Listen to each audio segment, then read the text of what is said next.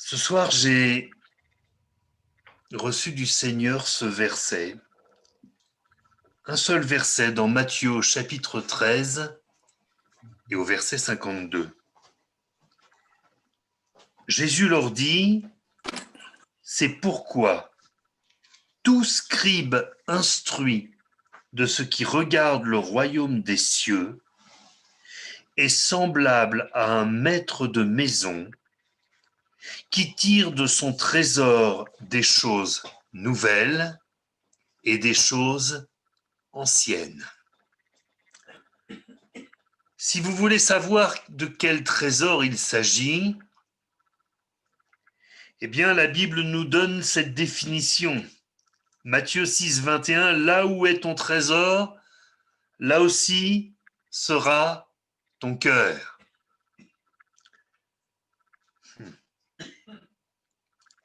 Alors bien sûr, quand on parle des trésors dans lesquels nous puisons des choses anciennes et des choses nouvelles, nous pensons naturellement à la parole de Dieu.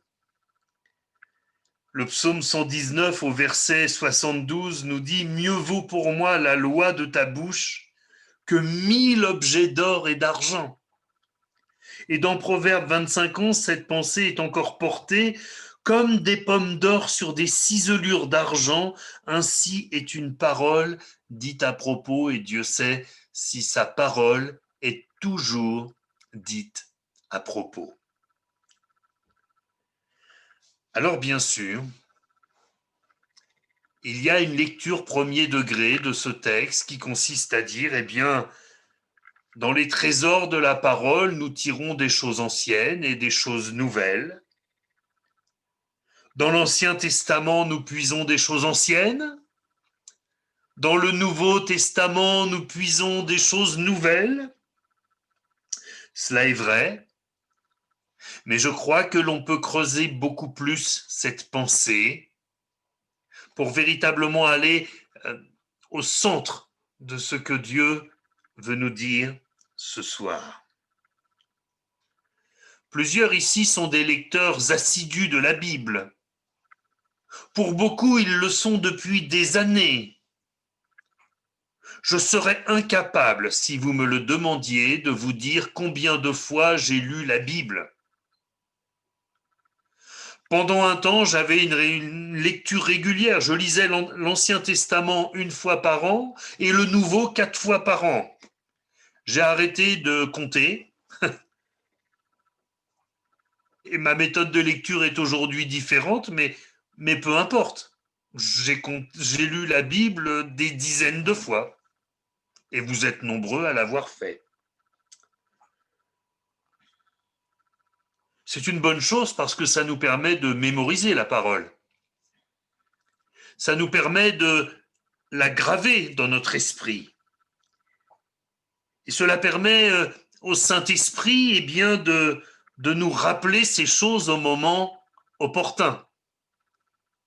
Souvenez-vous que le Seigneur Jésus a dit dans l'Évangile selon Jean, chapitre 14, au verset 26, « Mais le Consolateur, l'Esprit Saint, que le Père enverra en mon nom, vous enseignera toutes choses et vous rappellera ce que je vous ai dit. » Le Saint-Esprit ne peut pas nous rappeler ce que nous n'avons pas lu.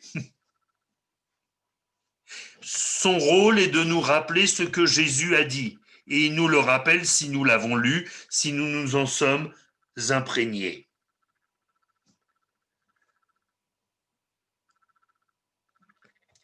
Bien des fois, cela nous est arrivé dans une circonstance particulière, eh bien de repenser soudain un texte qui a rétabli la paix dans notre cœur agité. Bien souvent, en attente d'une réponse, tout à coup, un verset que nous avions oublié nous revient à l'esprit et il correspond à notre situation, à notre demande, et c'est la réponse du Seigneur pour nous. Cela nous rappelle quand Jésus s'est levé dans la barque agitée par les flots et que s'adressant au vent, il dit à la mer « Silence, tais-toi !» Et le vent cessa et il y a eu un grand calme. Mais vous savez, parfois notre cœur est dans l'état de cette barque. Il est agité, il est inquiet, il est préoccupé, il est en attente. Et puis il y a une parole de Dieu. Mis à part Jean 3,16, s'il y a bien un texte que l'on connaît bien, c'est le psaume 23, le psaume du berger. Et je ne sais pas combien de dizaines de fois j'ai lu le psaume 23, que ce soit dans mon culte personnel, que ce soit lors de prédications, que ce soit dans des visites, que ce soit pendant des enterrements. C'est un texte qui correspond bien également.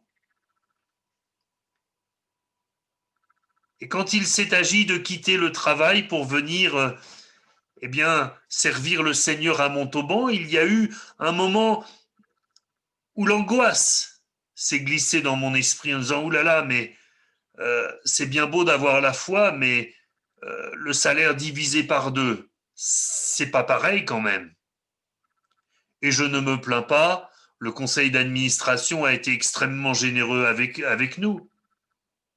Mais le fait est que j'avais un poste bien payé. On ne va pas s'en plaindre, hein. Je donnais mon offrande, je vous rassure. Et là, c'est pas ma mémoire, c'est le Saint-Esprit qui m'a dit « L'Éternel est mon berger, je ne manquerai de rien. » Et je ne vais pas vous dire que je suis meilleur que les autres. C'est pas moi qui me suis convaincu. Mais la parole de Dieu étant venue parler à mon cœur, la paix a été rétablie. Ça, c'est extraordinaire. Ça, c'est des choses. Et vous voyez, dans un moment comme celui-ci, est-ce que le psaume 23 doit être une chose ancienne ou une chose nouvelle? C'est peut-être une chose ancienne qu'on est allé puiser, ma langue à fourcher, mais en tout état de cause, c'est une expérience nouvelle qu'on a fait avec le Seigneur. Ça, c'est merveilleux. Dans d'autres moments, c'est alors que nous sommes en train de lire la Bible et que nous sommes en train de lire un texte, encore une fois, que nous connaissons, que nous avons lu, et d'un seul coup, on a l'impression qu'il y a un verset qui sort du texte. C'est une parole de Dieu pour nous ce jour-là.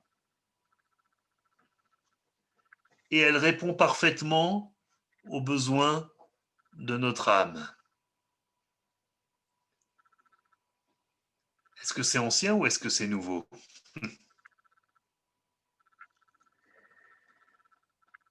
Que ce soit un verset de l'Ancien ou du Nouveau Testament, c'est une nouvelle révélation. C'est une chose nouvelle dans notre trésor. C'est quelque chose de frais. Voyez-vous, ça, c'est quelque chose d'extraordinaire. C'est que la parole de Dieu, du haut de ces 3500 ans, 4000 ans pour les textes les plus anciens, a conservé cette fraîcheur et elle est capable de nous communiquer quelque chose de nouveau chaque jour. Chaque jour.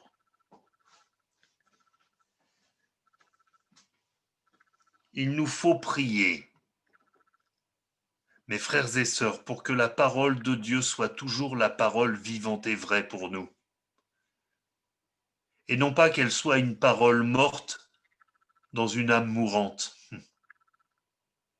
Si nous lisons la Bible comme une parole morte, alors notre âme est mourante. Mais si nous la lisons toujours comme une parole vivante et vraie, alors notre âme est dans la vérité et elle est vivante également.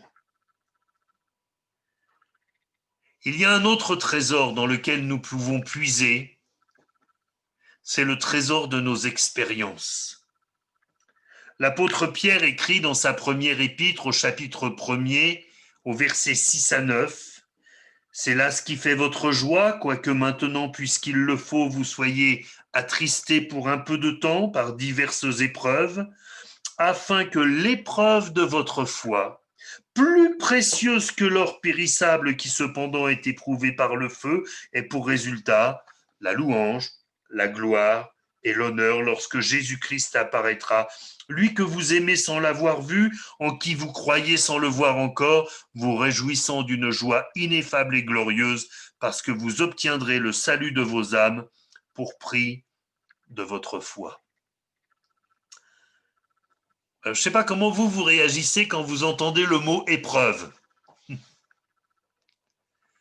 Mais moi, j'ai l'impression qu'on a un petit peu un temps d'arrêt, même peut-être un pas en arrière. Oula, épreuve, ça fait un peu peur. Il peut y avoir tout au moins une appréhension. Vous savez, c'est comme quand on va voir un chirurgien où on espère qu'il nous apporte de bonnes nouvelles et qu'il nous répond « il va falloir opérer ». Bon, même si on est sûr que la clinique est bonne, que le chirurgien est compétent, que tout va bien, il y a quand même une petite appréhension. C'est une épreuve. Mais la réalité, c'est qu'ici, notre trésor, c'est notre foi. Et que cette foi est décrite comme étant plus précieuse que l'or périssable. Mes frères et sœurs, ceux qui veulent avoir des gros biceps passent du temps à soulever des choses lourdes, à faire des efforts, à s'exercer pour muscler leurs bras. Eh bien, ceux qui veulent muscler leur foi doivent accepter que le Seigneur exerce cette foi et fasse porter à cette foi des charges plus lourdes qu'à l'accoutumée. Je n'ai jamais vu personne se muscler dans son fauteuil face à sa télé ou face à la cheminée. On peut avoir le droit de se reposer, de se détendre, mais ne pensons pas que dans ce temps-là, nous allons nous muscler. Même avec les ceintures électriques ou je ne sais quoi, c'est pas vrai. C'est pas vrai. Ça ne marche que sur les gens qui sont déjà musclés. Pour nous, c'est peine perdue. Ça n'est pas non plus sur les rives paisibles de la tranquillité que notre foi va prendre de la force. Notre foi va prendre de la force dans l'épreuve.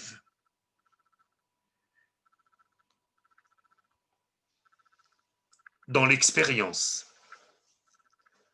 Nous l'avons dit, et ça n'est pas pour nous vanter de quoi que ce soit, Dieu nous fait grâce, mais depuis notre arrivée sur Montauban, depuis la mi-août, nous avons fait environ 80 visites, peut-être un petit peu plus maintenant, même si maintenant on fait plus de visites Zoom, vous le comprenez, compte tenu du confinement. Et nous avons entendu un très grand nombre de témoignages. Parce que pour nous qui ne vous connaissions pas, eh bien c'est important de savoir quelle est votre expérience avec le Seigneur. C'est important d'entendre les merveilles que Dieu a faites dans votre vie. C'est important de savoir d'où il vous a tiré. C'est important et c'est réjouissant de vous entendre dire comment le Seigneur vous a arraché à votre péché, vous a sauvé, comment il a sauvé parfois votre famille avec vous. Ce sont des expériences précieuses.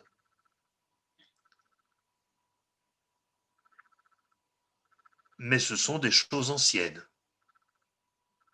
Alors ça fait du bien de puiser dans les choses anciennes. Mais la parole que nous avons lue nous dit que nous avons à puiser des choses anciennes, mais aussi à puiser des choses nouvelles. Parfois, nous avons entendu dans la bouche de quelques-uns, mais pas seulement à Montauban. Oui, mais vous savez, frère, maintenant c'est plus pareil. À l'époque, les gens se convertissaient, maintenant, les gens sont devenus durs. À l'époque, il y avait des miracles. Maintenant, On a beau prier, les gens ne croient plus.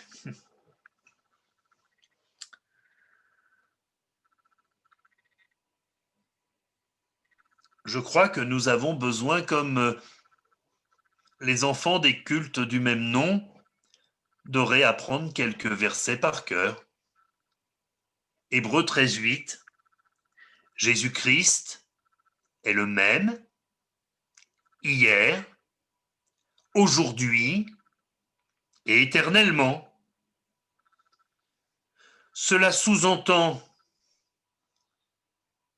que le Seigneur est capable de faire aujourd'hui ce qu'il fit hier ou avant-hier, ou il y a 20 ans, ou il y a 50 ans. Il est toujours le même Dieu, il est toujours aussi puissant. Il a toujours le désir que tous les hommes soient sauvés et parviennent à la connaissance de la vérité. Dans 2 Corinthiens au chapitre 6 au verset 2, il est dit « Au temps favorable, je t'ai exaucé, au jour du salut, je t'ai secouru. Voici maintenant le temps favorable, voici maintenant le jour du salut. » Mon frère, ma sœur, le temps de l'action de Dieu, c'est aujourd'hui. Le temps des âmes sauvées, c'est aujourd'hui. Le temps des miracles, c'est aujourd'hui. Pas parce que on a changé de pasteur, mais parce qu'on n'a jamais changé de Seigneur. Il est notre Dieu. Il n'y a en lui ni changement, ni ombre de variation. Vous connaissez tous ces textes. Nous les connaissons par cœur. Les expériences du passé ont fortifié notre foi et nous bénissons Dieu pour ces expériences. Et les expériences du passé continueront à fortifier notre foi. Parce que je crois que c'est bien quand nous rendons témoignage des œuvres magnifiques que Dieu a faites dans nos vies. Mais nous sommes appelés à porter nos regards vers l'avant. Et plutôt que dire « Oh mais ça c'était avant » et le Seigneur maintenant ne fait plus d'aussi grandes choses. Oui, mais avant il y avait de l'amour dans l'église. Alors ça, vous savez, l'amour dans l'église, c'est comme le sel dans les pique-niques. Ouais, ceux qui se plaignent qu'il n'y a pas assez de sel dans le pique-nique, c'est parce qu'ils n'en ont pas amené. Je vous laisse faire le rapprochement avec ce que j'ai dit avant. Ouais.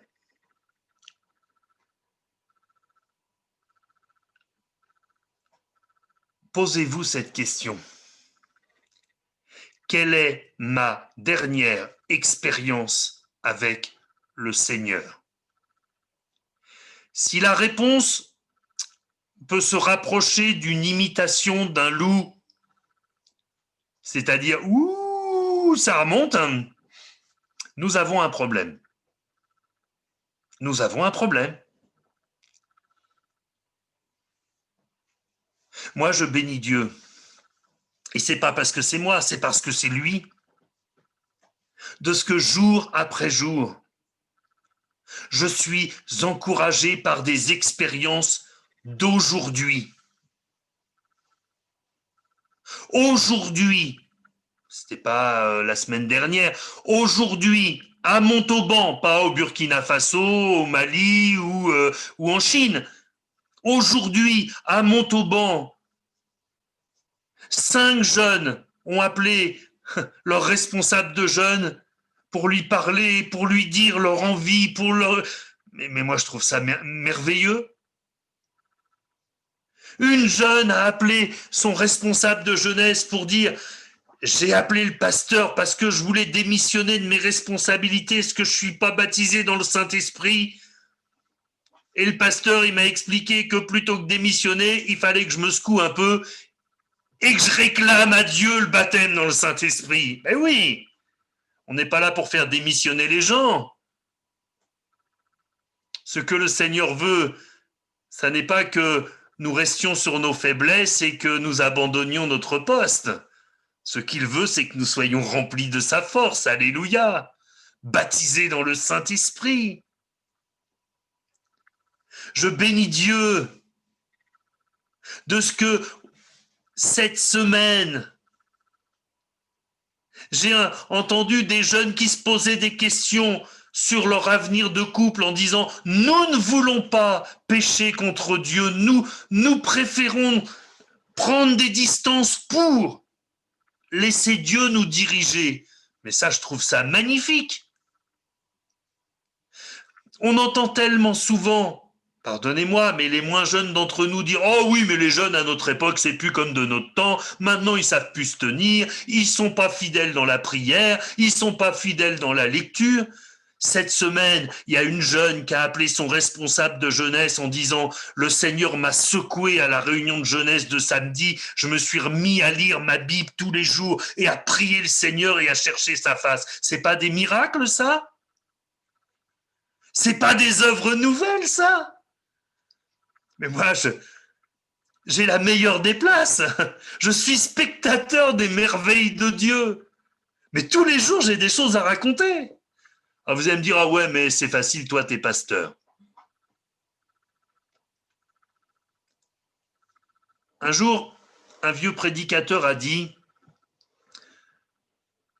si vous voulez des âmes sauvées, dites que Jésus sauve. Si vous voulez voir des miracles, dites que Jésus fait des miracles. Si vous voulez des baptêmes dans le Saint-Esprit, dites que Jésus baptise dans le Saint-Esprit. Mais nous avions ce partage avec les moniteurs des cultes d'enfants hier soir. Nous parlions de connaître Dieu. Et notre problème, il est là. C'est que nous ne le connaissons pas assez.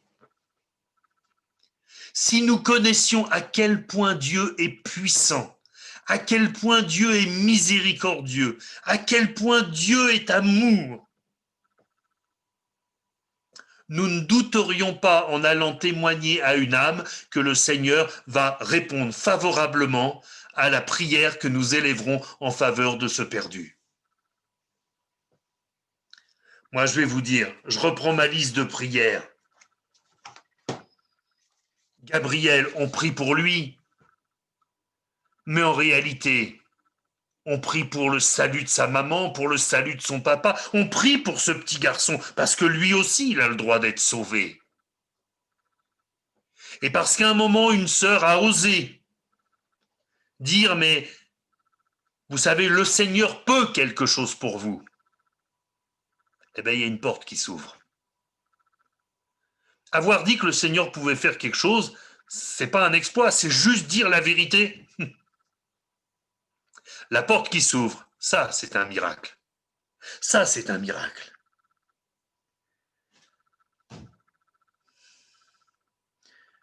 Joséphine, bien sûr qu'on va prier pour la guérison de son cancer. Est-ce que le Seigneur la guérira? Je ne sais pas. Je ne sais pas, parce qu'il est souverain. Dieu est au ciel, il fait ce qu'il veut. Je sais une chose, c'est qu'on va aussi prier pour que quoi qu'elle arrive, elle ait fait la paix avec Dieu. Parce qu'en réalité, c'est ça qui est important. Il aurait mieux valu qu'Ézéchias meure alors qu'il était dans la foi, plutôt qu'il vive les 15 ans de plus où il n'a fait que des bêtises.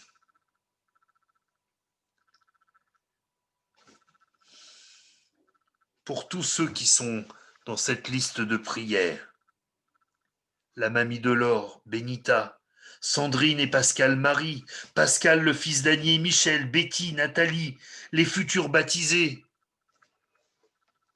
Dieu veut faire des prodiges. Dieu veut faire des miracles. Mais encore faut-il que le peuple de Dieu arrête de se satisfaire de peu. Est-ce que je dis une bêtise si je dis que Montauban, c'est environ 70 000 habitants? Hein, c'est à peu près ça? Bon, merci Maïté, je te vois acquiescer. Et nous, on est content quand on a 4 candidats au baptême.